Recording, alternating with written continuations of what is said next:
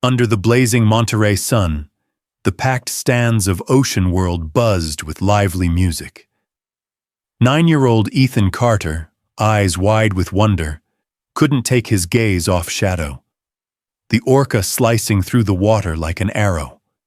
But in a fleeting moment of curiosity, Ethan slipped to the edge of the pool, where the shimmering turquoise water beckoned. Suddenly, his foot skidded on the slick floor, and with a loud splash, he plunged into the icy depths.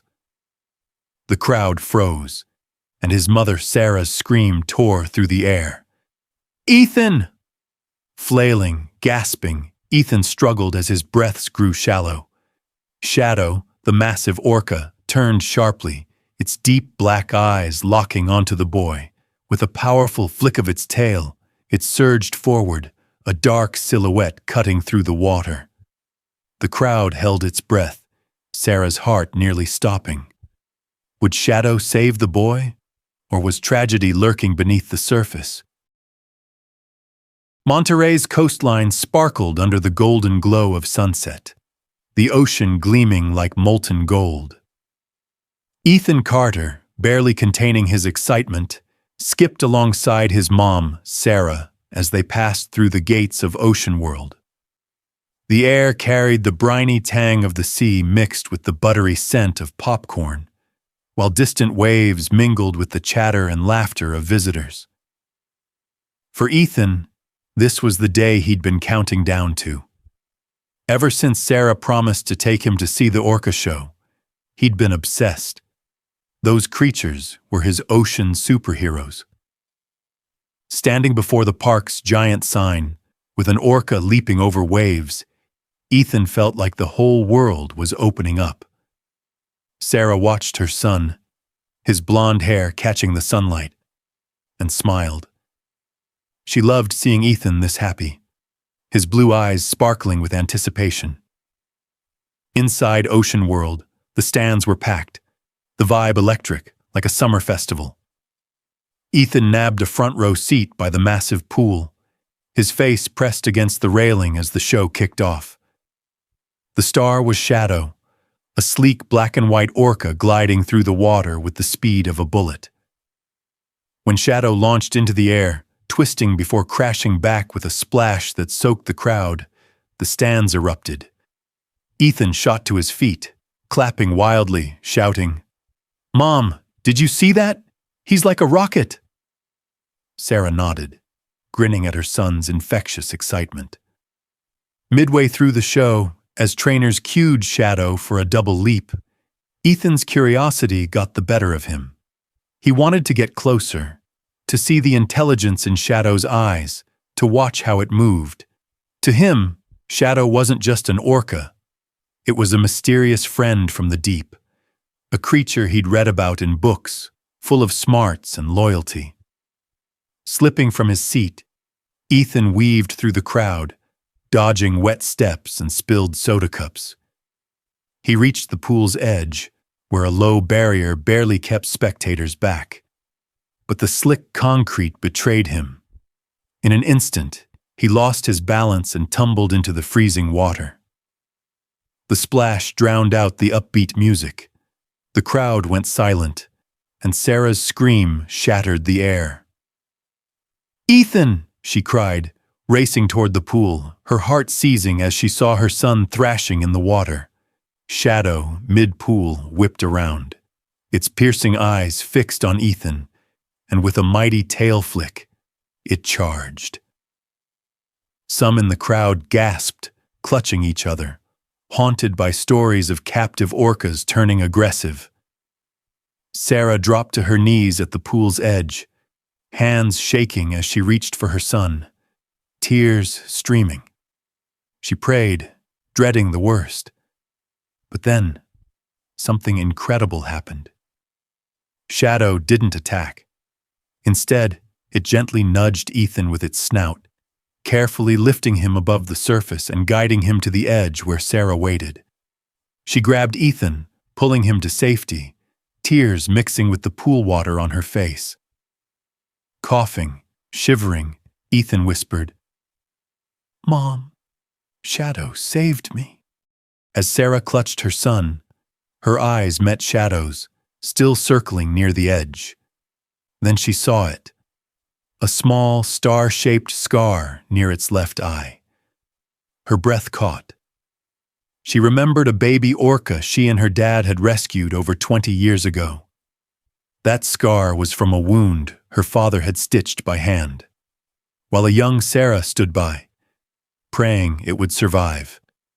She recalled that sunset, the sky blazing red when the little orca, after their efforts, swam back to sea, flicking its tail as if to say thanks. "Shadow," she whispered, voice breaking. "Is that you?" Shadow seemed to meet her gaze, its eyes deep with an untold story. A wave of emotions hit Sarah, wonder, gratitude, and a pang of sorrow, realizing the orca she'd once saved was now trapped in a watery cage. From that day, Sarah and Ethan became regulars at Ocean World. Ethan was obsessed with Shadow, calling it his hero. He carried a little notebook, spending hours sketching Shadow's leaps and soulful eyes. He dreamed of swimming with Shadow in the open ocean, where he believed it would truly be happy. "Mom, Shadow could outswim a boat, right?" he'd ask, eyes gleaming. Sarah smiled, but a quiet sadness grew inside her. She remembered evenings with her dad, hearing stories of orcapods traveling hundreds of miles, living with their families for life, communicating in complex songs. Shadow, in this pool, had no family, no freedom. Over time, Sarah began to notice things Ethan's young heart couldn't yet see. Shadow's leaps, once breathtaking, now seemed mechanical, lifeless. Its eyes grew dull, missing their vibrant spark. She spotted new scratches on its dorsal fin, rough patches on its skin, and moments when Shadow drifted aimlessly, circling like a prisoner. Once, she saw it slam its tail against the tank, the sound like a cry for help. One afternoon, after the crowd had left, Sarah lingered, watching Shadow in the quiet pool. It let out a low, mournful call, like a lament. Her heart broke. Late at night, while Ethan slept, Sarah scoured the internet, reading about captive orcas. Scientific reports detailed the toll of confinement, shorter lifespans, severe stress, injuries from harsh training. She watched videos of wild orcas, swimming hundreds of miles with their pods, hunting in perfect sync, singing intricate songs. One clip showed a pod leaping joyfully, and Sarah's tears fell as she thought of Shadow, stripped of all that. Compared to the tiny pool, her heart ached. Shadow wasn't living. It was merely surviving. Memories of Shadow saving Ethan and the baby orca from her childhood spurred Sarah to act. She owed Shadow, not just for saving her son, but for the promise she'd made her dad to protect the sea. She recalled her childhood, when her dad took her out on his creaky rescue boat. Pointing to the ocean, he'd say, "Every creature down there has a story, Sarah. Our job is to listen and help when they need us." She felt his presence, urging her forward. Sarah reached out to Coastal Guardians, a California-based marine advocacy group. One early morning, while Ethan slept, she called and spoke with Maria, a seasoned activist. Sarah poured out her story, her childhood rescue, Shadow's heroism, and the troubling signs she'd observed. She described the scratches, the weary eyes, the cries. Maria listened with empathy but cautioned, "We want to help, Sarah, but Ocean World's a giant. They've got money, lawyers, connections. We need hard proof, photos, videos, something undeniable. Otherwise, they'll crush us." Sarah got to work. She bought a compact camera, tucking it into her purse on every Ocean World visit. She became a silent observer, documenting everything: murky pool water from irregular cleaning, the cramped tank forcing Shadow to circle endlessly, trainers prodding Shadow with sticks to perform. She recorded Shadow's mournful cries, sounds that gripped her heart. She photographed scratches, peeling skin, and Shadow's aimless circling, a sign of zoochosis, a psychological disorder in captive animals.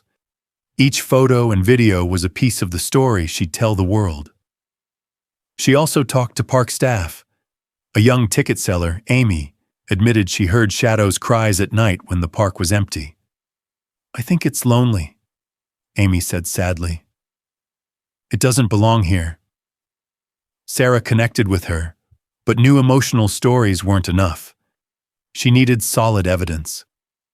With a file of photos and videos, Sarah filed a complaint with California's Department of Fish and Wildlife, demanding an investigation into Shadow's welfare. She wrote a detailed letter, recounting her story, from her childhood to Shadow's rescue of Ethan, attaching every piece of evidence. Weeks passed, and Sarah checked the mailbox daily, hoping. But when the department's letter arrived, it hit like a punch. Her complaint was dismissed for insufficient evidence. Stunned, then furious, Sarah called a local journalist friend, Lisa, who revealed a bitter truth. Ocean World, with its deep pockets, had gotten ahead by bribing officials. Generous donations, VIP tickets, and job promises had silenced authorities. "Sarah, you're right," Lisa said. "But this is a tough fight. Ocean World isn't just a park. It's a money machine." Betrayed but undeterred, Sarah refused to give up. Shadow deserved freedom, and she wouldn't let greed stand in her way. One evening, she sat with Ethan, explaining things in a way he'd understand. "Mom, why won't they help Shadow?" he asked, eyes teary. Sarah hugged him, saying, "Sometimes grown-ups make mistakes, but you and I will find a way, okay?" Ethan nodded, gripping her hand. His innocence and resolve fueled her. Sarah took a new approach. If the system wouldn't listen, the public would. She posted a long social media thread with photos and videos titled, "This is Shadow. It saved my son. Now it needs saving." She shared everything: rescuing Shadow as a child, Ethan's accident, Shadow's heroism, and the harsh reality of its captive life. She wrote about the bond between humans and orcas, stressing that Shadow wasn't a performing machine but a sentient being with feelings. She urged people to sign a petition demanding Ocean World release Shadow to the sea or a sanctuary. To tug at heartstrings, she included a photo of Ethan gazing gratefully at Shadow and one of herself as a girl beside the baby orca on the beach. The post went viral. Within days, thousands shared it, from Monterey locals to animal lovers across the U.S. Ethan chipped in, writing a short letter. Sarah posted, "Shadow is my friend. He saved me when I fell in the water.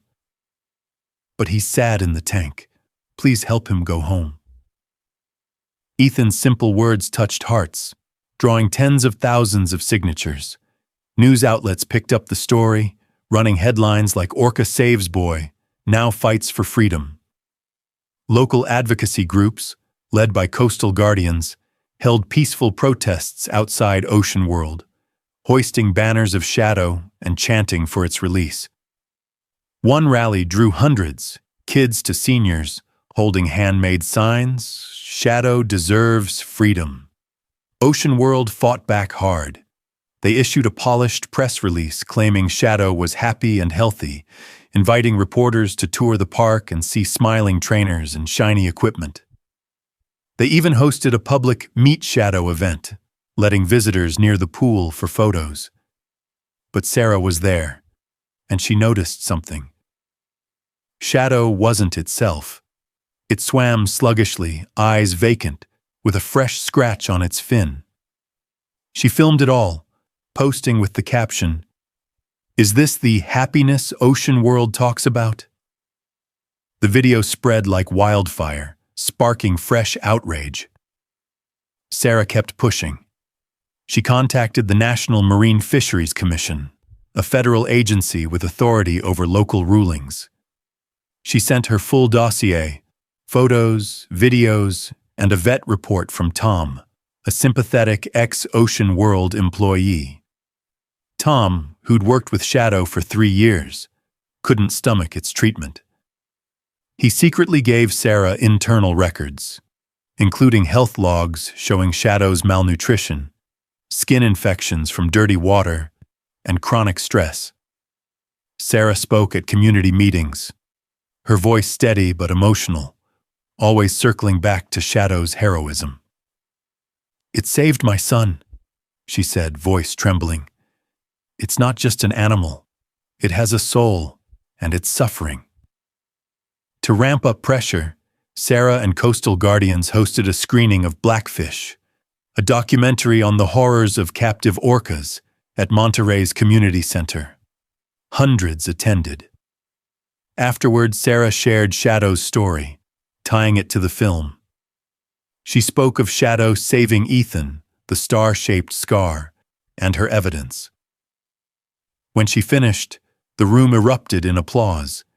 Inspired by Ethan, local students began writing lawmakers, demanding stronger marine animal protections. A 12-year-old, Mia, stood up, saying, "If Ethan can fight for Shadow, I want to do something too." Sarah smiled, feeling hope spread. The turning point came when Tom, with Sarah's support, went public. On a national news show, he revealed internal documents proving Ocean World hid Shadow's declining health, even using drugs to keep it performing. He described Shadow refusing food, its pained cries when no one was around. "I can't stay silent," Tom said, choking up. Shadow doesn't belong in a tank.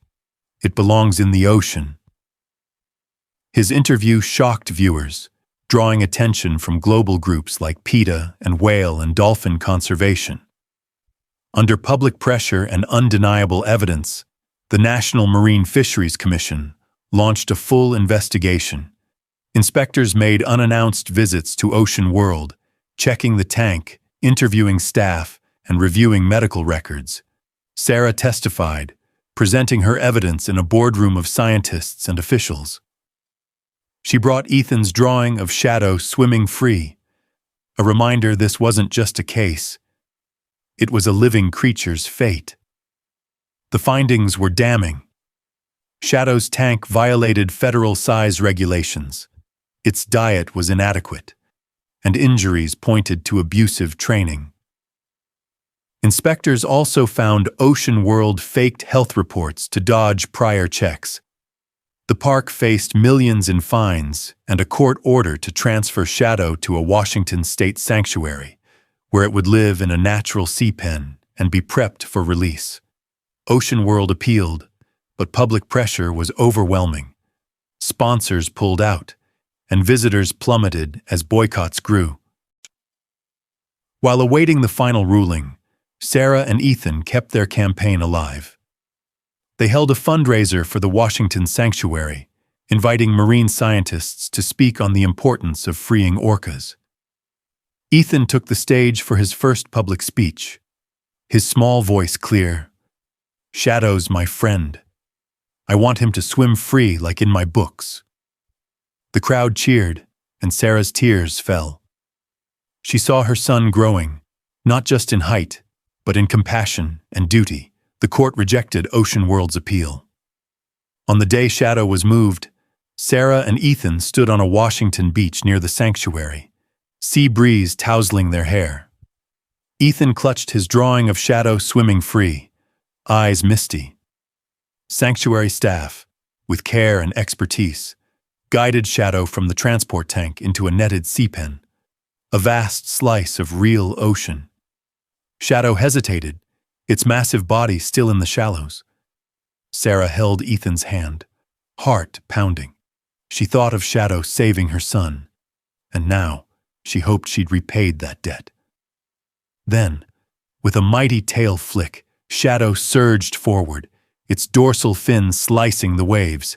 It leaped, soaring mid-air before crashing back, spraying water everywhere. Ethan's cheers drowned out the waves. "Go, Shadow, you're home!" Sarah hugged him, tears streaming. She thought of her dad, who taught her to love the sea, and the girl who stood by that baby Orca. That girl had become a woman fighting for justice, and Shadow was free because of her. In the months that followed, the sanctuary sent updates. Shadow was thriving, its wounds healing, its spirit reviving. It began vocalizing, its calls echoing across the bay, as if chatting with the ocean. Experts said Shadow had a shot at full release if it adapted well. They sent Sarah and Ethan a video of Shadow leaping, sunlight glinting off the water in a rainbow. Ethan watched it on repeat, grinning. "Mom, Shadow's smiling." Ethan started a marine life club at school, vowing to protect the ocean like his grandpa.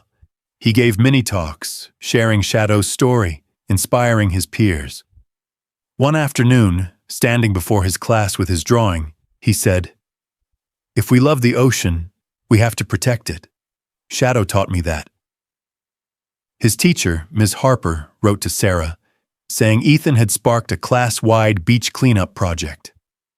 Sarah, now a familiar face in conservation circles, spoke at international conferences. She shared her journey, not to boast, but to show that small actions can spark change. At a Seattle conference, a marine biologist, Dr. Elena, took her hand and said, "You gave Shadow a chance, and you gave us all hope." Sarah smiled, but her thoughts were on Shadow, its deep eyes, and the promise she'd kept to her dad. Ocean World, under public scrutiny, began reforming. They pledged better animal conditions, ended some shows, and partnered with sanctuaries to relocate some marine animals. But Sarah knew it was just a start. She continued working with coastal guardians, advocating for other captive marine animals, from dolphins to sea lions. She launched a small fund, Shadow's Fund, to support ocean conservation. Ethan was the first donor, giving his birthday savings. Shadow's story spread, inspiring global animal welfare campaigns. A short documentary, The Orca's Hero, about Sarah and Ethan's journey, won awards at environmental film festivals. In Monterey, locals put up a small plaque by the beach, inscribed, "In memory of Shadow," symbol of freedom and compassion. Passing it, Sarah and Ethan would pause, smiling out at the sea, knowing Shadow was out there, swimming free, singing its ocean song. Sarah often took Ethan to the beach at sunset, where they'd saved Shadow over 20 years ago. She shared her dad's stories of sea rescues, of creatures saved. Ethan listened, eyes bright, and said, "I want to be like Grandpa, Mom. I want to save the ocean." Sarah ruffled his hair, saying, "You've already started, Ethan." Shadow's proof. A single voice, however small, driven by love and justice, can create mighty waves. Shadow's story teaches us that courage isn't just facing danger. It's standing up for the voiceless, even when the odds are stacked against you. The bond between humans and nature is a precious gift, and when we protect it, we find what it truly means to be human. Act, because one small step today can change the world tomorrow.